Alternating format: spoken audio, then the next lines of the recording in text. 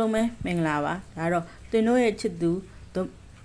တို့မဟုတ်ဘူးเนาะတင်တို့ရဲ့ဤကပါเนาะတင်တို့မပြောဘဲထားတဲ့စကားပေါ့เนาะတင်တို့ရဲ့ချစ်သူကဆိုရင်เนาะတင်တို့ကိုเนาะမပြောဘဲထားတဲ့စကားပါလဲဆိုတော့ကြတော့သုံးမဆိုင်အနေထားမျိုးသူ့မှာကြုံတွေ့နေရတယ်ပေါ့ယူရခက်လောက်အနေထားမျိုးကြုံတွေ့နေရတယ်တချို့ကကြတော့မိဘနဲ့ကြုံတွေ့နေရတချို့ကကြတော့ချစ်သူနဲ့ပေါ့เนาะချစ်သူဆိုအခြားတစ်ယောက်နဲ့ပေါ့အခြားတစ်ယောက်နဲ့ဘယ်သူ့ကိုယူရမှမသိတဲ့အနေထားမျိုးကြုံတွေ့နေတချို့ကကြလဲမမပွားရင်တော့မဟုတ်ပေါ့เนาะအဲ့လိုလို့ဟာမျိုးလေးဆိုတော့ကြတော့ချစ်သူနဲ့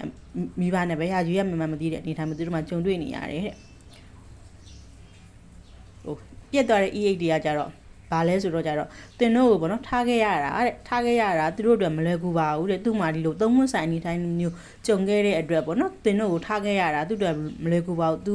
အရန်ကိုနာကျင်ပြီးမှတင်တို့ကိုထားခဲ့ရတာပါဆိုပြီးသူတို့ရှင်တွေကတင်တို့ကိုမပြောဘဲနဲ့ထားတဲ့စကားပဲဖြစ်ပါတယ်အားလုံးပဲချီးမှာစိတ်ဒုက္ခကင်းဝေးကြပါစေ